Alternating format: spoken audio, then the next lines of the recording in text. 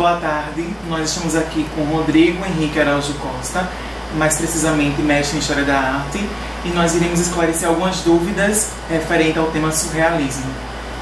Rodrigo, eu queria que tu me falasses o teu parecer técnico referente ao conteúdo surrealismo. Bom, primeiramente agradecer a vocês que vieram aqui me entrevistar e ao professor da disciplina pela oportunidade, né, de expor sobre o surrealismo. Bom, o surrealismo ele iniciou aí em 1920, então contextualizando historicamente, ele surge no período entre guerras, então no final da Primeira Guerra Mundial, depois aí do número absurdo de 20 milhões de mortos, que o surrealismo inicia. Mas antes do surrealismo, outros movimentos estéticos, literários, da pintura e da escultura já vinham acontecendo desde o final do século XIX, né? Então a gente tem aí o impressionismo, né, no final do século XIX, no início do século XX o expressionismo, né, com o famoso grito, né, e outras pinturas importantes, e a década de 20, que foi a década das vanguardas europeias. Então, contextualizando, é esse o momento do surrealismo. Então, dá-se início ao futurismo e depois vem o dadaísmo. O dadaísmo tinha por líder um pintor, um artista, um multiartista chamado Tristan Tzara. Outro líder era André Breton. Bom, André Breton, ele vai, portanto, fazer uma cisão dentro do movimento dadaísta. Então, dentro da cisão do movimento dadaísta é que surge o movimento surrealista. Em 1924 é quando a gente vai ter aí o primeiro manifesto surrealista. Participaram André Breton, Salvador Dalí, o alemão Max Ernst, o belga René Magritte, né, entre tantos, né? E quem era o padrinho do surrealismo? O padrinho do surrealismo era Freud. Era o psiquiatra, pai da psicanálise, Freud. Então é ele que vai dar, vamos dizer assim, a coordenada sobre o que é o surrealismo. O surrealismo significa, portanto, a supra-realidade, sobre-realidade. Daí vem surrealité, né? Então, o surrealismo é aquilo que paira sobre a realidade. Então, o enfoque é no inconsciente, nas alucinações, nas imagens oníricas, nas imagens aberrantes, né?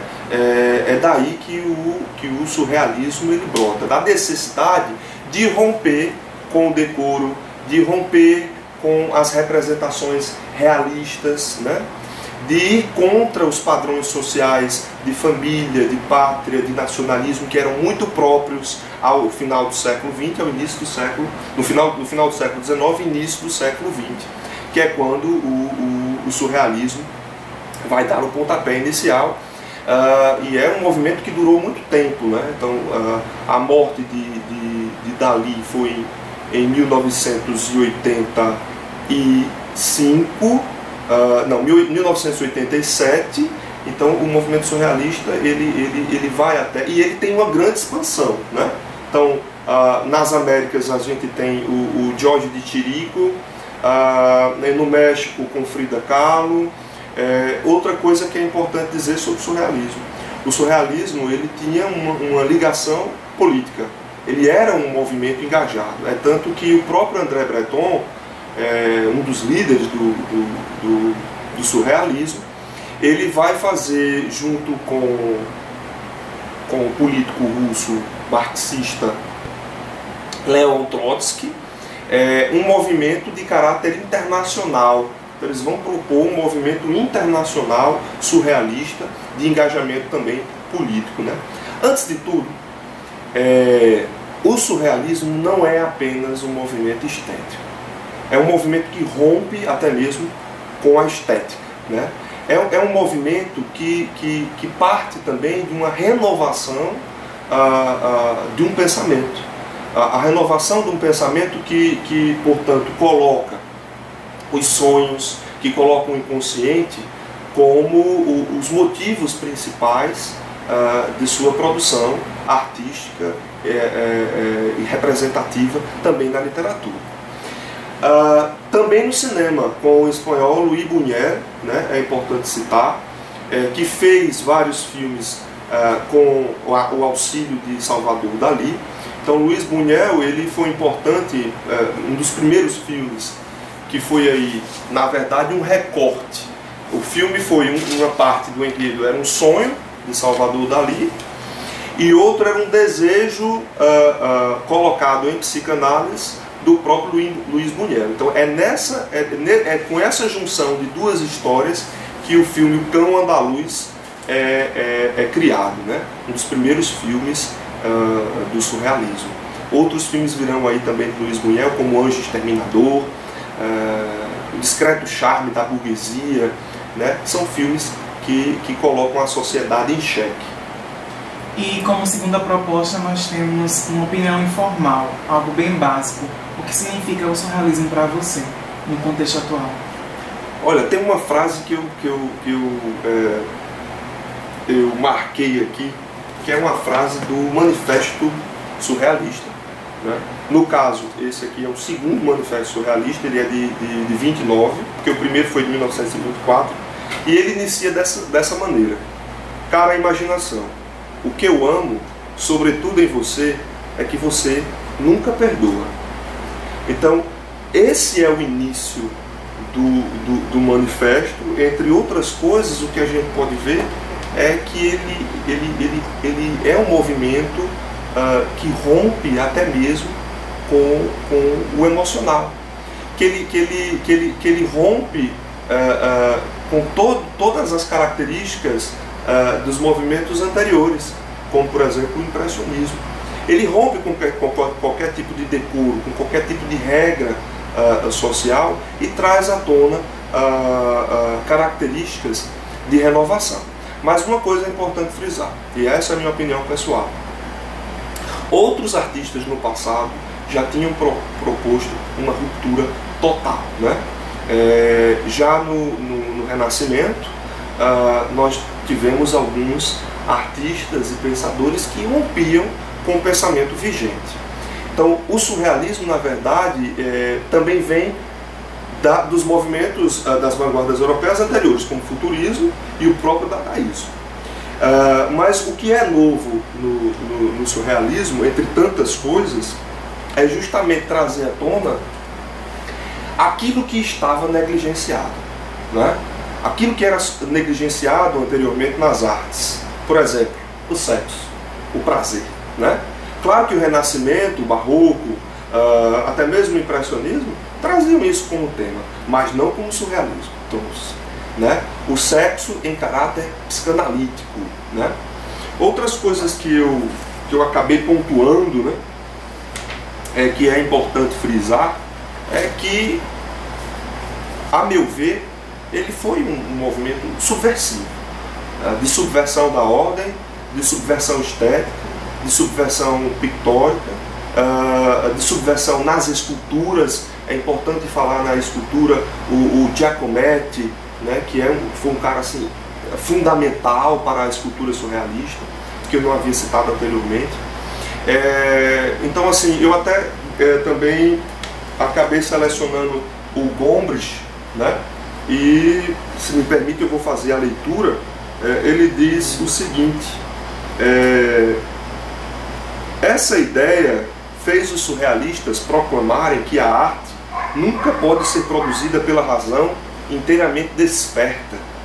Podiam admitir que a razão pode dar-se à ciência, mas afirmavam que só a não-razão, o não-senso, né? O não-senso, o não-sentido, a não-lógica é que poderia criar a arte. Essa teoria não é tão nova quanto possa parecer, diz Gombrich. Ele diz: os antigos referiam-se à poesia como uma espécie de divina loucura. Então, até mesmo Dante Alighieri, pensador do Renascimento, né, escritor italiano do Renascimento, ele coloca no seu livro, né, a Divina Comédia, então, a Divina Loucura, a Transgressão. Outros pintores, até mesmo do medievo, né,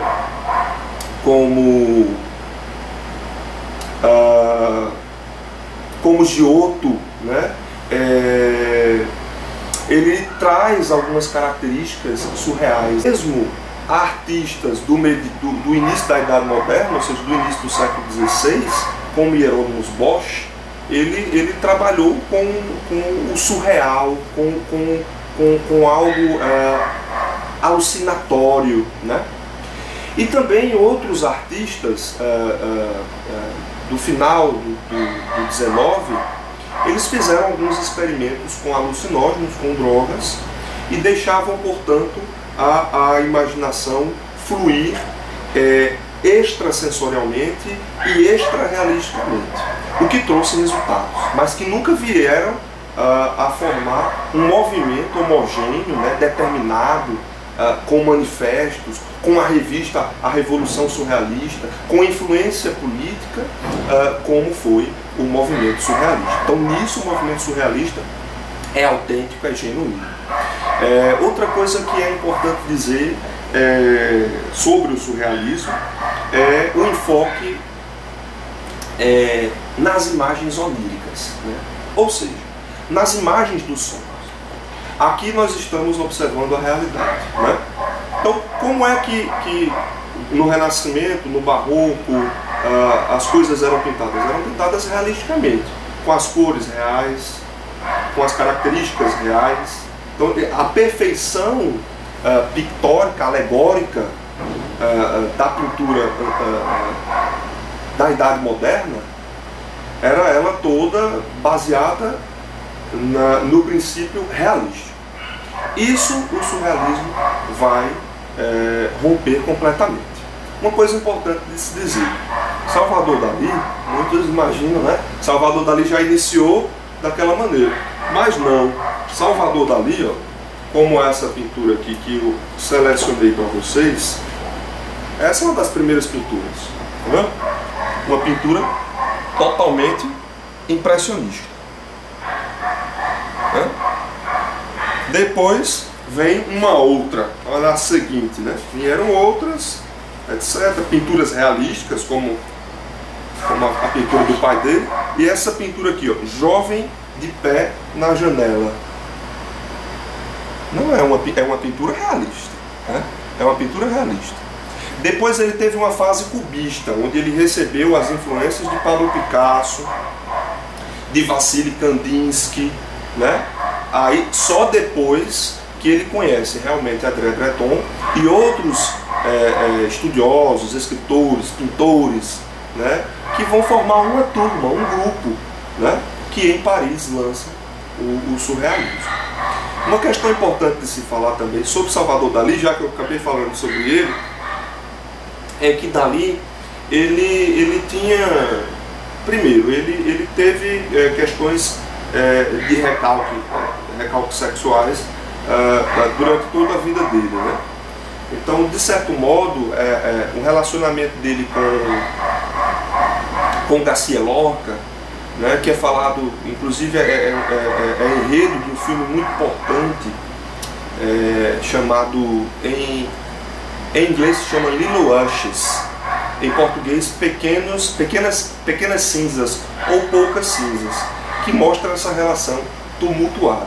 Essa relação tumultuada com Garcia Lorca veio a ser até mesmo um incentivo a Dalí pintar, né? Uma espécie de sublimação através da arte, né? De buscar na arte essa vazão de sentimentos, de emoções, e até mesmo da lógica e da razão. O fato é que, se a gente for perceber a vida mesmo como ela não há lógica, não há razão, né? A gente vive continuamente numa não lógica, ou seja, num ilogismo contínuo, né? E foi isso que os surrealistas vieram a produzir, a não lógica, né? Então, expressar a arte tendo como motivo pictórico motivo alegórico, a não lógica, o non-sens, né? Em francês o non-sens. Então é nisso que eu acredito que a cartilha do Manifesto Surrealista, como eu tinha colocado anteriormente, né? Aqui tem um trecho do Manifesto Surrealista, ela foi seguida à risca e foi um dos movimentos estéticos mais duradouros, né? Vindo a acabar, né, apenas com a morte de Dalí na década de 80. Então foi um movimento que durou muito tempo, que teve uma influência muito grande em todas as partes do mundo, inclusive no Brasil, com a Semana de Arte Moderna de 1922, né, onde a gente vai ter uma influência das vanguardas europeias. Outros artistas vieram, como por exemplo o próprio Kandinsky, né? Outro muito importante é René Magritte. Falei pouco dele, vou falar um pouco agora. René Magritte ele tinha uma outra concepção, era um pouco diferente de Dalí, porque Magritte ele partia de elementos reais, né? De elementos do real, para mostrar o ilógico, né? Para mostrar o irreal. Então, por exemplo, quando ele mostra um homem de paletó e simplesmente na face do homem é uma maçã verde, né? Então isso mostra, ele partia de movimentos do real, de formas do real, para mostrar aquilo que era irreal. Uma chuva de homens de paletó, né? Então é através disso que Magritte ele trabalhava, né? Então Magritte, ele, diferente de Salvador Dalí, ele partia de alguns objetos reais, ou seja, pintando alguns elementos do real. Por exemplo, nesta pintura, ele está fazendo inclusive uma metalinguagem, né?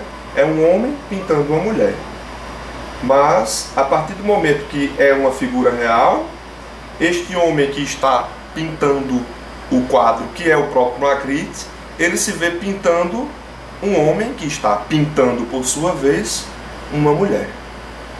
Então é isso que eu estou querendo dizer, que Magritte ele parte do real para expressar aquilo que é ilógico, né? Então uma pintura em metalinguagem, né? Uma pintura que fala da própria pintura, né? Em influência também, eu já citei anteriormente, o Giorgio de Chirico, né? Ele é muito esquecido, né? Ele inclusive é um precursor, né? Que está uma das suas pinturas, ele é um precursor do surrealismo, porque já no início do século XX, então aí durante a Primeira Guerra, em 1914 em diante, ele já tinha pinturas que trazia o abstrato pintado de maneira aberrante, que é isso que é importante a gente dizer, porque o abstrato já existia no impressionismo, o abstrato já existia no expressionismo, né? Então aqui é diferente, é o abstrato pintado de modo aberrante, onírico, ilógico, sem sentido, né? Isso é importante frisar. E mais, driblando as cadeias e os padrões e as algemas do racional, do padronizado, da lógica e da razão, sempre, portanto, fugindo em centrífuga para aquilo que não é racional, né? Eu estava falando, voltando a Dalí, é importante frisar, né? Em influência ao cubismo, a gente lembra de uma das principais pinturas, viu, Germano, do cubismo, que é de Pablo Picasso, uma pintura muito conhecida chamada Guernica, né? Essa pintura ela foi pintada para representar a Guerra Civil Espanhola. Do mesmo jeito, Salvador Dalí pintou uma pintura uma chamada Construção Suave com Feijões Cozidos. Os títulos de Salvador Dalí são sempre muito grandes, né? E é essa pintura aqui, ó, que mostra um pouco do horror da Guerra Civil Espanhola, né? Então mostra isso o quê? Um engajamento político, de criticar a guerra, de criticar as coisas deste mundo, né? também de modo a fazer uma contraposição com o Renascimento, Salvador Dalí ele pinta uma Madonna, ou seja, uma Maria com o Cristo, que no Renascimento foi representada